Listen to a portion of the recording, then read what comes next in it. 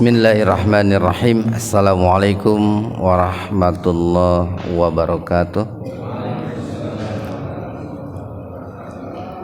Alhamdulillahi rabbil alamin. Nahmaduhu wa nasta'inuhu wa nastaghfiruh. Wa na'udzu billahi min syururi anfusina wa sayyiati a'malina.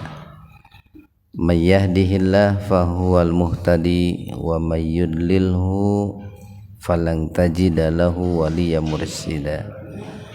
Asyhadu an la ilaha illallah wahdah la syarikalah wa asyhadu anna Muhammadan abduhu wa rasuluh, amma ba'd.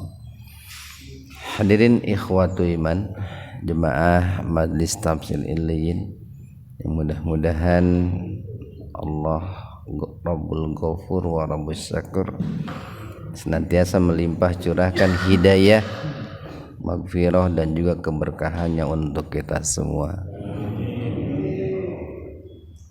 Kajian tafsir di Majlis Tafsir Illiyin pada kesempatan ini membahas surat Al-Maidah ayat 20, halaman 111. Al-Maidah ayat 20. Jika dalam ayat sebelumnya, ayat 19 ya, telah kita sampaikan bahwa dengan diutusnya Rasulullah sallallahu alaihi wasallam dan juga nabi-nabi sebelumnya, maka berakhirlah yang namanya masa fatrah, masa kekosongan para nabi dan juga para rasul gitu ya. Dan kemarin pun telah kita sampaikan bahwa sekalipun ya pada masa kekosongan para nabi dan rasul, sebetulnya di situ masih ada orang yang baik gitu ya. Masih ada orang yang soleh, orang yang taat ya. Yaitu mereka orang-orang yang tetap berpegang kepada fitrahnya dan mengikuti ajaran-ajaran para nabi yang Allah utus kepada mereka sebelumnya. Termasuk ketika saat diutusnya Rasulullah sallallahu alaihi wasallam, ya masih ada di antara manusia-manusia pada saat itu, khususnya yang hidup di Jazirah Arab, yang masih soleh masih ada Pak, yang masih taat masih ada, walaupun jumlahnya sedikit sekali. Ya katakanlah ibunya Rasulullah gitu, ayahnya Rasulullah gitu, atau katakanlah Abu Bakar gitu ya. Itu termasuk orang-orang yang tetap gitu ya, istiqomah berpegang kepada ajaran-ajaran Nabi sebelumnya gitu ya. Walaupun mungkin atau tidak menutup kemungkinan hanya sedikitlah nilai-nilai ajaran-ajaran Nabi sebelumnya yang masih mereka pegang teguh gitu. Ya tidak jauh berbeda dengan kita hari ini Pak. Kan jarak dari Nabi Isa kepada Nabi Muhammad itu kan cukup lama itu. Cukup lama. Yaitu sekitar 7 abad lah. 600 tahun lebih. Terlebih-lebih jarak dari Nabi Musa kepada Nabi Isa itu kan 17 abad itu. Nah sekarang pun jarak dari Nabi Muhammad kepada kita itu kan sudah 15 abad lebih, hampir 16 abad ya. Maka tidak menutup kemungkinan kita sudah banyak orang-orang yang mengaku Islam gitu ya, yang melenceng dari ajaran Islam gitu, yang mengaku Islam tetapi dalam tindakannya, dalam sikapnya sudah tidak mencerminkan ajaran Islam. Kita lanjutkan nih. Di ayat yang ke-20 ini Allah Subhanahu wa taala berfirman, wa dan id, ingatlah. Jadi ini merupakan sebuah perintah ya dari Allah kepada kita nih Pak, umat Nabi Muhammad, agar kita ini selalu mengingat, agar kita ini jangan melupakan, agar kita ini bisa mengambil ibrah ya, pelajaran, yaitu melalui kisah Bani Israel ya, melalui kisah kaumnya Nabi Musa alaihi salam. Jadi Allah mendidik kita melalui kisahnya kaumnya Nabi Musa gitu. Dan ingatlah gitu, wahai umat Islam gitu kan. Berarti kan di situ ada khitab, siapa yang disuruh mengingat itu ya, kita ini Pak. Nah, apa yang mesti diingat itu qala, ketika berkata siapa Musa, Nabi Musa alaihi salam, liqaumihi, kepada kaumnya. Kita sering sampaikan ya, sebetulnya kita pengikut Nabi Muhammad itu kan lebih familiarnya disebut umat, walaupun tidak tahu kita ini umatnya Nabi Muhammad atau kaumnya Nabi Muhammad gitu Pak. Karena kalau disebut kaum itu konotasinya negatif gitu sebetulnya itu. Ketika di Al-Quran dikatakan pada saat Rasulullah itu mengadu kepada Allah, ittahadu hadzal qur'ana mahjura. Itu Rasulullah menyebutnya itu kaum itu. Ya Allah, sesungguhnya kaum itu telah meninggalkan Al-Quran ini. Jadi kalau di Al-Quran disebut kaum itu ada konotasi negatif gitu. Di samping kaum itu memiliki makna yang lingkupnya kecil malah. Jadi kalau dibedakanlah begini, kaum itu satu cirinya itu lingkupnya kecil malah, parsial gitu. Sementara umat itu global gitu. Makanya kan Rasulullah itu rahmatan lil alamin. Yang kedua disebut kaum itu karena di situ berkonotasi negatif. Beda dengan disebut umat, itu konotasinya positif. Makanya tadi kita katakan sebetulnya kita ini maunya sih disebut umat gitu, umatnya Rasulullah gitu. Tapi pantaskah kita itu disebut umat Rasulullah? Jangan-jangan kita ini kaumnya Rasulullah itu. Jadi ingatlah ketika Nabi Musa alaihi salam itu berkata liqaumihi, kepada kaumnya. Nah, siapa kaumnya Nabi Musa itu? Ya Bani Israel itu.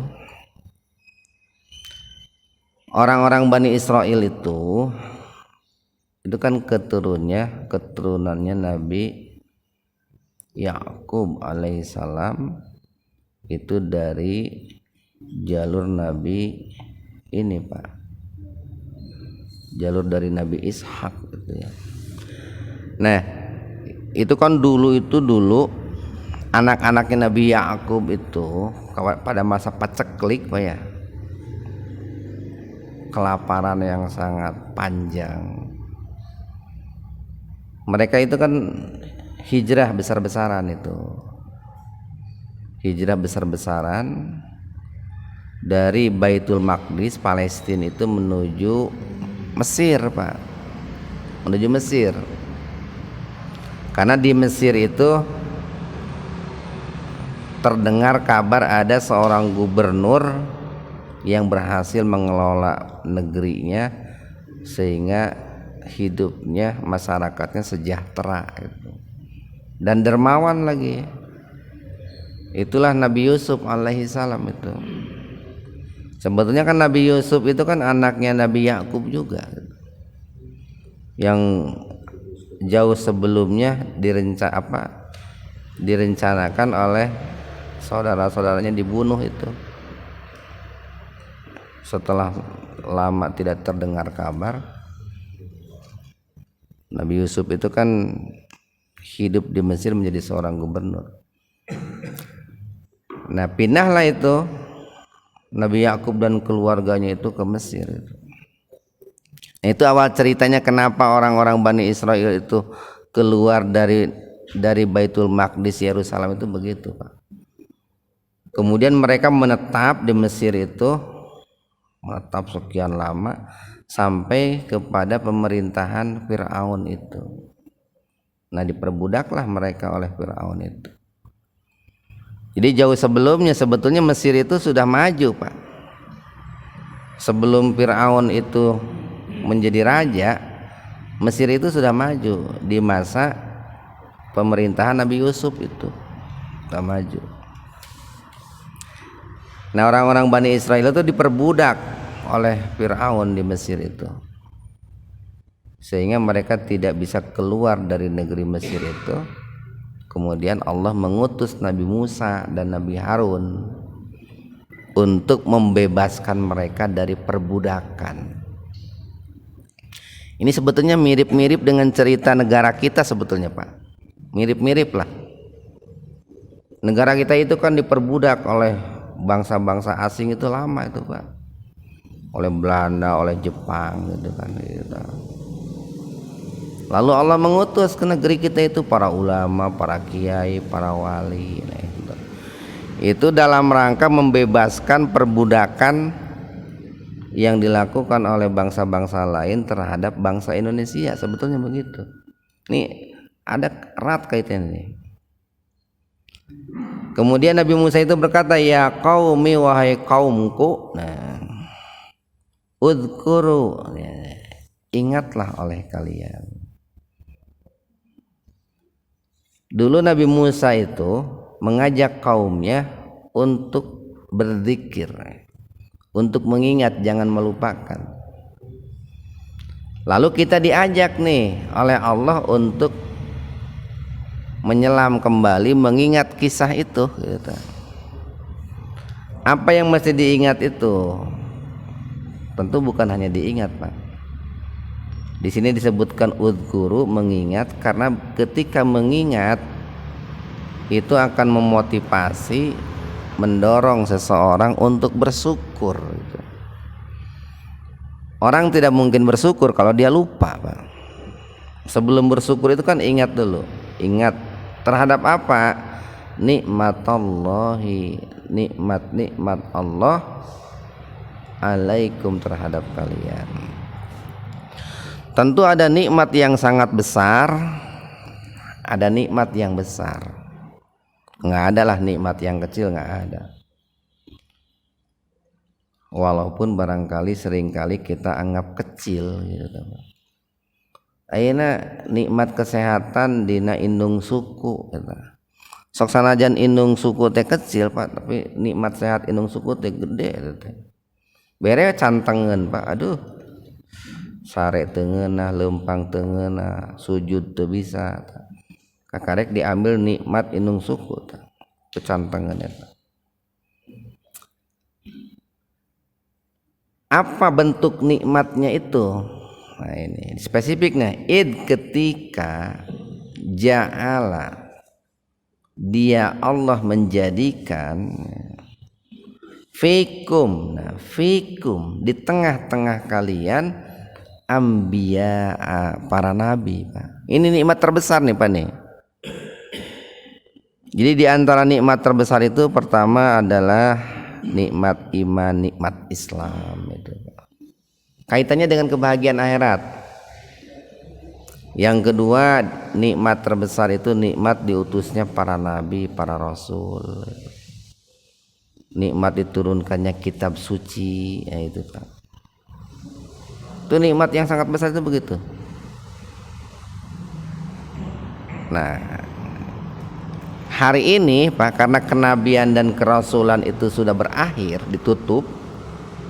Nabi Muhammad itu kan khatamul anbiya wal mursalin. Maka dengan banyaknya nih di negeri kita gitu ya Pak, para ulama, para kiai, para syekh, itu nikmat ya, itu nikmat yang sangat besar gitu. Dan ketika Allah berikan nikmat para nabi, para rasul, itu akan membuahkan nikmat-nikmat yang lain Pak. Jadi dengan diutusnya nabi dan rasul itu akan serta merta nikmat yang lain itu didapat. Kalimat berikutnya nih, wa ja'alakum, dan Allah menjadikan kalian mulukan. Itu muluk itu bisa diartikan muluk itu raja Pak, bisa juga diartikan muluk itu kebalikan dari abdun. Muluk itu merdeka, orang-orang yang merdeka. Orang itu Pak bisa merdeka, bahkan bisa menjadi raja, itu awalnya karena Allah berikan nikmat diutusnya para nabi, para rasul, para ulama, para kiai itu Pak. Dulu orang Indonesia merdeka itu gara-gara diperjuangkan oleh para ulama itu Pak. Tuh Pak. Orang-orang Mesir, orang-orang Bani Israel bisa bebas dari perbudakan Fir'aun itu gara-gara dibebaskan oleh Nabi Musa dan Nabi Harun. Negara Indonesia merdeka itu jasa besarnya para ulama itu Pak. Para ulama. Oke, baca dalam sejarah-sejarah itu. Ada perjuangan yang dipimpin oleh ini. Pahlawan-pahlawan Islam itu kan banyak sekali itu. Walaupun barangkali sekarang mulai dikaburkan lah para pahlawan Islam itu. Nah, jadi dengan diutusnya para nabi, para rasul, memberikan pencerahan, memberikan motivasi, memberikan ini Pak, ide-ide, gagasan-gagasan, semangat perjuangan. Akhirnya orang-orang yang tadinya diperbudak, dijajah itu menjadi muluk Pak, menjadi orang-orang yang merdeka. Bahkan bukan hanya merdeka, menjadi penguasa, menjadi raja-raja gitu. Ini terkait dengan ayat ini, Ibnu Abbas itu pernah ditanya itu. Ada seseorang sahabat itu yang berkata kepada Ibnu Abbas, wahai Ibnu Abbas, kita ini adalah orang-orang fakir dari kalangan muhajirin gitu. Lalu Ibnu Abbas bertanya, apakah engkau itu punya tempat tinggal? Katanya, punya katanya. Apakah engkau punya istri? Punya katanya. Berarti engkau itu orang yang kaya katanya gitu. Lalu orang itu mengatakan, bahkan saya ini punya pembantu wahai Ibnu Abbas. Kalau begitu engkau itu seorang raja kayak gitu Pak. Itu simpel sekali tuh. Ibnu Abbas mengatakan cirinya orang kaya itu dia punya tempat tinggal gitu. Lalu kemudian dia punya pendamping hidup. Makanya nu darudak kene ya geura milarian ya. Cirinya seorang raja Pak, indikator utama seseorang itu dikatakan raja, dia punya pembantu itu kalau menurut Ibnu Abbas begitu. Nah, orang yang statusnya budak Pak, orang yang statusnya budak itu susah Pak. Jangankan memiliki pembantu, memiliki istri pun susah. Susah. Dulu orang-orang yang statusnya budak, mereka nggak bisa punya pasangan hidup Pak. Kayak Bilal bin Rabah itu, sebelum merdeka susah dapat istri itu, nggak bisa lah dapat istri itu. Kan hidupnya dikendalikan oleh majikannya. Kita bangsa Indonesia ya, ketika dijajah mau punya tempat tinggal susah Pak, yang ada juga malah porak-poranda. Mau punya istri juga susah gitu. apalagi punya pembantu, Pak. Nah, itu kuncinya, kunci untuk menjadi seorang raja atau minimal menjadi seorang atau menjadi bangsa yang merdeka, itu harus mendengar seruan para nabi, para rasul. Kalau hari ini para ulama, para kiai, tentu yang lurus, yang mengikuti siratal mustaqim. Wa atakum, dan Allah berikan kepada kalian, memberikannya itu dengan sukarela itu, Pak. Kenapa Allah berikan dengan sukarela? Karena jauh sebelumnya mereka sudah mendengar seruan para nabi, para rasul.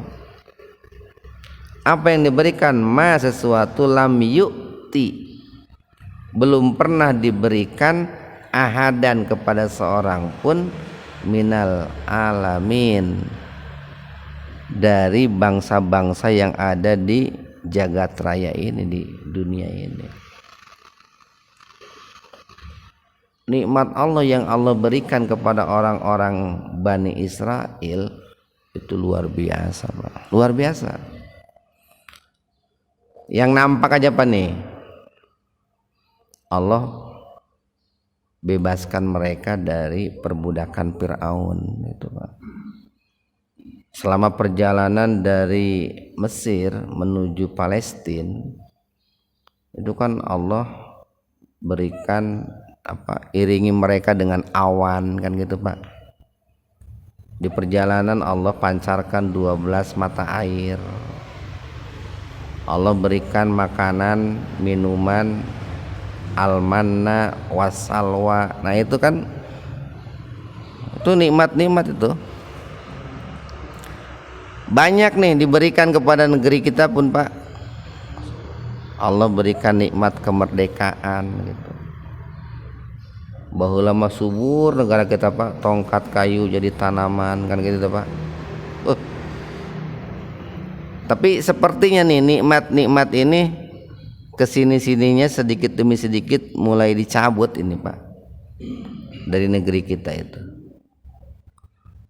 Kenapa kok bisa begini? Kita bisa jadi karena tidak mau mendengar nasihat-nasihat, seruan-seruan para pewaris Nabi. Siapa? Para ulama itu, Pak. Makanya kita sering katakan tidak menutup kemungkinan, walaupun tidak berharap, Pak, sangat tidak berharap, kalau suatu hari negeri kita kalau begini terus itu bisa dijajah kembali oleh bangsa lain ini. Nikmat itu akan dicabut lagi oleh Allah itu. Seperti dicabutnya nikmat oleh Allah dari orang Bani Israel, Pak. Kita lanjutkan nih, ya qaumi, wahai kaumku. Nah, ini kata Nabi Musa nih, udkhulu, masuklah kalian. Ini setelah mereka dibawa keluar, Pak, dari Mesir nih, melewati perjalanan gurun pasir itu. Al-ardul muqaddasa, itu ke negeri yang disucikan. Allati, yang mana negeri itu kataba, telah Allah tetapkan, kataballahu, telah Allah tetapkan, lakum, untuk kalian. Nah, ini yang disebut dengan kitabah Allah yang sifatnya kauniyah, Pak. Tempo hari pernah kita sampaikan, ada kitabah Allah, ketetapan Allah yang sifatnya kauniyah. Ada kitabah Allah yang sifatnya syariah. Kitabah Allah yang sifatnya syariah itu seperti sholat 5 waktu, zakat, puasa, haji, itu berkaitan dengan syariat. Kalau kitabah Allah yang sifatnya kauniyah, di ayat lain kan walaqad katabna fil zabur annal arda yarisuha ibadiyas sholihun. Telah saya tetapkan, kata Allah itu, telah kami tetapkan dalam Zabur bahwa bumi ini saya wariskan kepada orang-orang yang soleh, gitu, Pak. Jadi sebetulnya nih sudah ada jaminan dari Allah untuk orang-orang Bani Israel bahwa negara Palestina itu sebetulnya, Pak, Palestina itu, Yerusalem itu Allah wariskan untuk mereka. Syaratnya cuma satu, yang mereka itu mengikuti Nabi Musa, Pak. Mengikuti ajaran Nabi Musa. Wala tartaddu, dan janganlah kalian itu murtad ala adbarikum, ke dubur kalian, ke belakang gitu. Janganlah kalian menjadi musyrik gitu, Pak. Tapi kan di perjalanan mereka sudah melakukan kemusyrikan, Pak, dengan dipelopori oleh siapa tuh, Samiri itu kan. Ketika Nabi Musa itu berdoa kepada Allah selama 40 hari 40 malam, orang-orang Bani Israel kan melakukan kemurtadan. Patang qalibu khosirin, lalu kalian akan kembali menjadi orang-orang yang rugi, Pak. Nah, ini kalau ditujukan kepada kita nih, Pak nih. Utamanya sebetulnya ditujukan kepada kita, umat Islam. Sebetulnya bumi ini nih, atau lebih lingkup kecil kepala negeri Indonesia ini, itu sudah Allah tetapkan untuk orang-orang yang beriman, bertakwa, orang soleh gitu, Pak. Tetapi barangkali banyak orang yang sudah Allah berikan nikmat sebuah negeri, nikmat kemerdekaan, kemudian mereka itu justru melakukan kemurtadan, sehingga kembalilah rugi, Pak. Atuh ayeuna apa zaman ayeuna ngaroceak jelema tuh, ekonomi anjlok atuh, Pak. Banyak perusahaan-perusahaan gulung tikar itu. Banyak perampokan gara-gara untuk memenuhi kebutuhan hidup mungkin. Padahal katanya kan negeri kita ini kaya sekali itu. Kaya sekali. Lalu mereka berkata, orang-orang Bani Israel berkata, ya Musa, wahai Musa, inna, sesungguhnya fiha, di dalam negeri itu, maksudnya fiha itu fil ardil muqaddasati, itu di negeri yang disucikan itu, para ulama mengatakan bahwa itu adalah Palestina, Pak. Kauman, ada satu kaum jabbarin, nah itu yang sangat kuat katanya. Jadi setelah ditinggalkannya oleh Nabi Yakub dan keluarganya menuju Mesir, itu Palestina itu diduduki oleh suatu bangsa yang dari penampilan fisiknya itu, Pak, kuat-kuat itu. Para ulama mengatakan mereka adalah orang-orang Amalikoh gitu, Pak. Amalikoh, keturunan Kan'an gitu. Kan'an itu kan anaknya Nabi Yusuf ya, anaknya Nabi Nuh. Jadi itu ulama mengatakan begitu. Kaum Amalikoh itu, bangsa Amalikoh. Nah, sehingga ketika mereka sudah hampir sampai di pintu gerbang Baitul Maqdis, mereka tahu bahwa Baitul Maqdis itu diduduki, ditempati oleh bangsa yang kuat, Pak. Ya, kuat fisiknya, kuat pasukan perangnya, persenjataannya. Akhirnya mereka itu minder, Pak, tidak berani itu. Wa inna, dan sesungguhnya kami lan, sekali-kali tidak nadkhulaha, memasukinya. Pokoknya sekali-kali kami, wahai Musa, tidak akan pernah masuk ke negeri itu, takut gitu. Hatta, sehingga yakhruju, mereka keluar, minha, dari negeri itu. Fa'in, maka jika yakhruju, mereka keluar, minha, dari negeri itu, fa'inna, maka sesungguhnya dahilun, kami baru akan masuk. Nah ini, Pak, tentu kan prosesnya lama, panjang ini, Pak. Kenapa negeri Palestina itu sampai dikuasai oleh tadi kauman Jabbarin, itu panjang. Lah banyak di situ proses politiknya, proses peperangannya tentu banyak, Pak. Ya tidak jauh beda dengan negeri kita, Pak. Mungkin sekarang atau suatu hari kita sebagai orang pribumi akan tersingkirkan dan sulit untuk masuk juga, Pak, ke negeri kita sendiri. Tentu dengan berbagai macam cara, Pak. Umpamanya mungkin kita bangsa Indonesia tidak mampu membeli tanah gitu, Pak, ya, di pusat-pusat perkotaan gitu, Pak. Hari ini teh orang teh ke gunung gitu, Pak, ke pinggir ke gunung. Sementara di perkotaan dikuasai oleh bangsa-bangsa lain. Karena harga tanahnya mahal, perizinannya susah dan lain sebagainya. Can meureun lamun erek asup ka dinya teh kudu make tiket, kudu make surat izin, kudu make KTP segala rupa gitu, Pak. Jadi hidup-hiduplah di pinggiran-pinggiran gitu, di gunung-gunung, di pelosok-pelosok desa gitu. Ya, atuh nu ngaranna ge hidup di pelosok atuh, Pak. Segala rupa tertinggal, berapa informasi segala rupa tertinggal. Sehingga dikuasailah oleh negeri lain, Pak, bangsa lain gitu. Itu ceritanya dulu orang Bani Israel begitu. Dan mungkin kalau kita rasakan hari ini geus rada deket, Pak, gitu kita teh. Geus rada karasa. Kita bangsa sendiri sudah mulai tersingkir, Pak. Suatu bapak-bapak aya teh punya tanah di kota metropolitan di ditu. Cikadang mau kabeuli atuh da, Pak. Sudah mulai tersingkir tuh. Nah itu. Nah dulu pun orang Bani Israel begitu.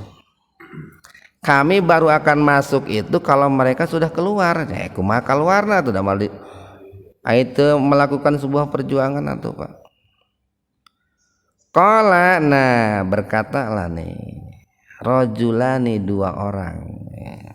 Ini pejuang ini, Pak, enggak banyak, Pak, nih. Cuma dua orang. Berkatalah dua orang laki-laki minal ladzina, dari kalangan orang-orang ya khafuna, yang takut, Pak. Takut kepada Allah, ya. Takut an'amallahu, atas nikmat-nikmat Allah alaihima, terhadap mereka berdua. Nah, jadi sekalipun nih di sebuah negeri, di sebuah bangsa mayoritas masyarakatnya pecundang, Pak, insya Allah itu pasti akan ada orang yang tetap punya giroh, punya semangat untuk memperjuangkan kemerdekaannya, memperjuangkan negerinya. Cuman jumlahnya tara banyak, Pak. Seperti di zaman Nabi Musa, eta rajulani, hanya dua orang. Nah, ayeuna di negara kita ge atuh sabaraha urang atuh, Pak. Man seutik-seutik anu rada lempeng, rada pokal gitu. Mulai dicopotan gitu, leungit. Udkhulu, nah yang dua orang ini berkata kepada yang lainnya, mengajak, Pak, udkhulu, masuklah kalian, udkhulu alaihim, masuklah kalian alaihim, terhadap mereka. Artinya begini, Pak, yang dua orang ini mengajak kepada yang lainnya untuk tetap semangat, berani masuk ke negeri Palestina itu. Udkhulu alaihimul baba, pintu gerbang lah, Pak. Faida, maka apabila dakhaltumuhu, kalian memasukinya, fa innakum, maka sesungguhnya kalian golibun, akan menang gitu, akan menang. Jadi Allah sudah menjanjikan bahwa al-ardul muqaddasah itu kataballahu lakum, telah Allah janjikan. Diperkuat oleh Nabi Musa, diperkuat oleh dua orang ini. Ya tapi kan kalau orang itu sudah terjangkit, Pak, penyakit wahan itu, kalau Nabi itu hubud dunya wa karahiyatul maut, cinta berlebihan terhadap dunia, jabatan, dan takut mati, Ya mana ada orang itu mau berani memperjuangkan negerinya Pak. Yang ada mungkin mau menjual negerinya, menjual asetnya itu Pak. Daripada jabatan saya dicopot meninggas cenah dicekelan ku batur lah cenah gitu. Keun we urusan batur mah urusan batur, yang penting mah urang mah hirup ngeunah kan gitu Pak. Padahal sudah banyak itu. Sekarang di negeri kita masih banyak Pak orang-orang yang mengingatkan agar bangsa Indonesia itu segera melek, segera sadar, sudah banyak mengingatkan nih, masih banyak gitu. Dulu mah di zaman Nabi Musa hanya 2 orang itu Pak. Tapi tidak menutup kemungkinan di negeri kita itu lambat laun itu yang mengingatkan itu habis mungkin Pak. Tinggal 1-2 orang mungkin. Tidak menutup kemungkinan begitu. Wa 'alallahi, dan hanya kepada Allah lah patawakkalu, kalian bertawakal itu. Ya tetap Pak. Sekalipun kita itu punya keberanian, punya senjata, punya pasukan, tetap jangan melupakan tawakal Pak. Tawakal itu sebentuk sebuah upaya batin kita bersandar diri kepada Allah Subhanahu wa taala. Jadi patawakkalu in kuntum mu'minin. Ayat 24. Qalu, berkatalah mereka orang Bani Israel, ya Musa, wahai Musa, inna, sesungguhnya kami lan nadkhulaha abada. Itu Pak.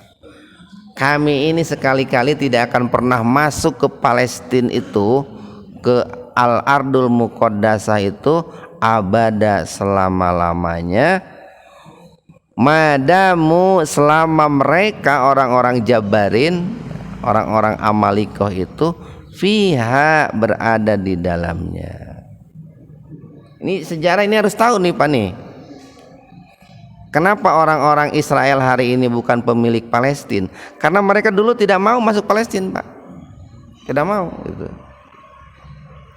Jadi negeri Palestina itu milik umat Islam itu Pak. Kenapa? Karena orang-orang Israel itu tidak mau masuk Palestina itu. Kenapa tidak mau? Kan sieun teh tadi ayat kauman Jabarin itu. Dan mereka bersumpah, wahai Musa, sekali-kali kami tidak akan pernah masuk negeri Palestina itu selama-lamanya. Ini kata orang Israel ini teh.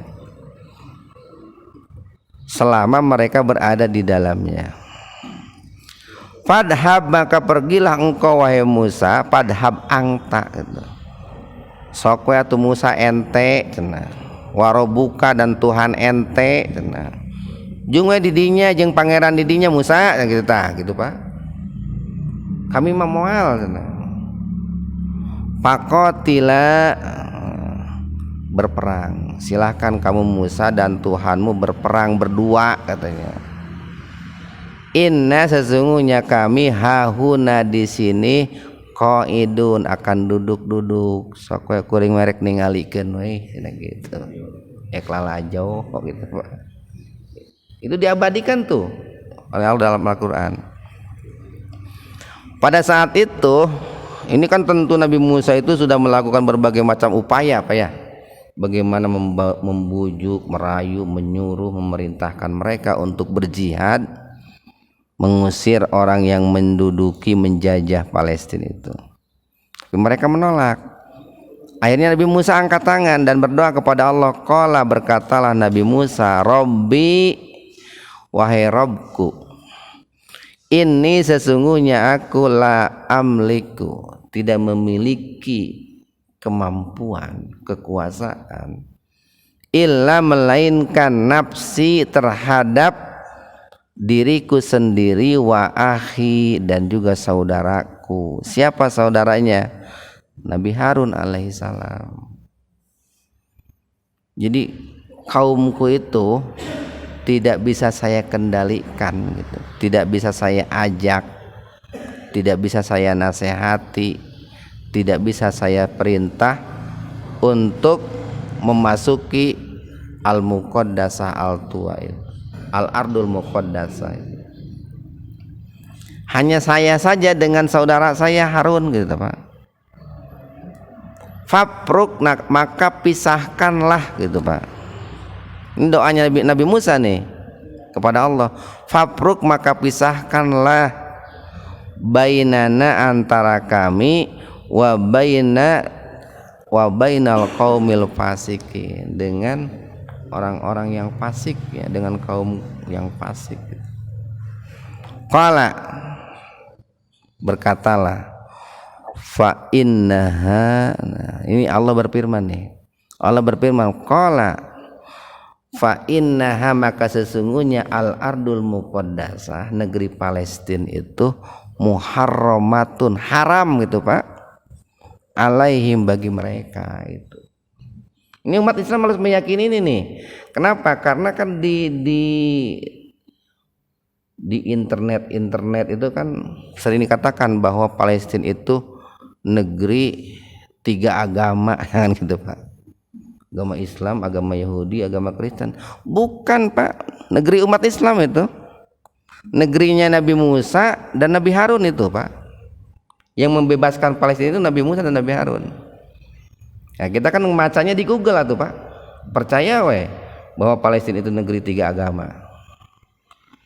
Itu yang merebut Palestina itu dari kauman Jabarin itu itu Nabi Musa dan Nabi Harun. Kan yang lainnya mah embungeun, jeung duaan ente gitu. Jeung Tuhan ente cenah kitu tah. Itu dikisahkan oleh Allah di awalnya itu kan, ingatlah jangan dilupakan tuh kisah itu, sejarah itu. Jadi Allah berfirman fa innaha muharramatun alaihim, haram bagi mereka orang-orang Bani Israel itu arba'ina sanatan selama 40 tahun. Ada yang menafsirkan di sini nih, ketika di Al-Qur'an disebut kata sab'in, arba'in, itu menunjukkan bisa makna hakiki gitu ya. Artinya betul-betul 4 atau 40 atau betul-betul 70. Ada juga makna majazi, dalam arti menunjukkan maknanya itu lebih dari itu. Kayak ginilah pusing 7 keliling gitu Pak. Artinya kan lain pusing 7 keliling gitu, pusing pisan lah gitu Pak. Maksudnya pusing pisan. Jadi kata 7 dan arba'in itu sering bermakna majazi, artinya menunjukkan makna yang menunjukkan banyak lah.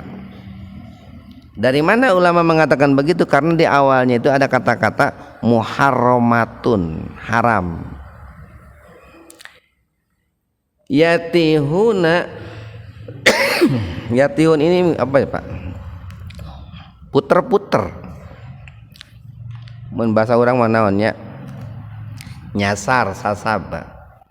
Orang-orang Bani Israel itu yatihuna, mereka mutar-mutar, nyasar fil ardi, di sekitar negeri Palestina itu. Jadi mereka itu tidak bisa masuk ke negeri Palestina Pak. Jadi setiap mau apa ya, tidak bisa memasuki tadi Al-Baba, pintu gerbang kota Mesir itu. Mereka itu akhirnya kan tinggalnya di pinggiran-pinggiran Pak. Mereka tinggalnya di pinggiran-pinggiran kota Palestina. Itu kalau baca dalam petanya itu, di peta itu. Awalnya kan mereka tinggal di pinggiran kota Palestina. Ini Nabi Musa dan Nabi Harun itu kan masuk Pak ke Palestina. Lalu kemudian punya keturunan-keturunan. Ya keturunan Nabi itu kan orang Islam itu Pak. Keturunan Nabi Musa, Nabi Harun itu kan melahirkan keturunan Islam. Yang sekarang jadi saudara kita di Palestina itu Pak tuh. Itu keturunan Nabi Musa, Nabi Harun. Tapi lama-kelamaan nih, sampai beratus-ratus tahun Pak, ini kan orang Israel ini berusaha untuk masuk ke kota nih, masuk ke Palestina. Caranya banyak kan Pak. Meren lamun kayak di negara kita Pak. Bagaimana mereka bisa masuk ke negara kita? Harga tanah diranca orang nu hargana 1 juta, sok ke 10 juta ku saya lah cenah. Kan gitu Pak. Marolotot atuh Pak. Nu harga 1 juta dibeli 10 juta nya di Jarual atuh. Akhirnya kan ayeuna di sekitar urang nu bogaan orang lain saora itu nu batur kabeh ngan penyawa hungkul pengelola itu Pak, pemiliknya kan siapa gitu. Ya lama-lama orang-orang Palestina pun tersingkir Pak, karena negerinya kan dijual kepada orang Bani Israel. Nah makanya ulama 4 madhab Pak, mulai Abu Hanifah, Imam Syafi'i, Imam Hambali, Imam Maliki mengharamkan Pak, ini ijma nih, konsensus 4 ulama madhab, haram umat Islam itu menjual aset tanah kepada orang kafir Pak. Harus tahu ini nih, haram hukumnya itu.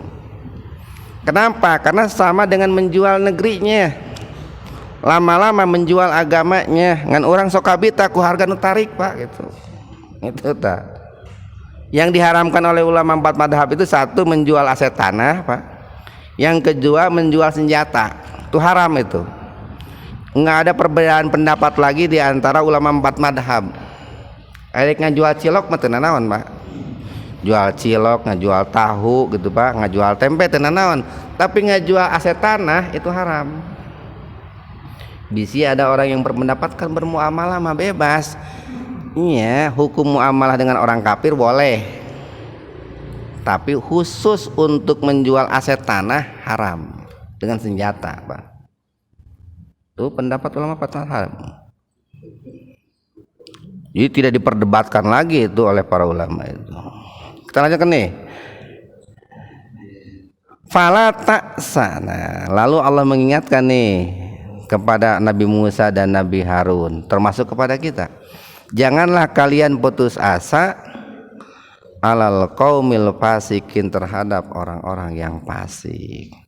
Mudah-mudahan ada manfaatnya untuk kita semua. Subhanakallahumma bihamdika asyhadu an la ilaha illa anta astaghfiruka wa atubu ilaik. Assalamualaikum warahmatullahi wabarakatuh.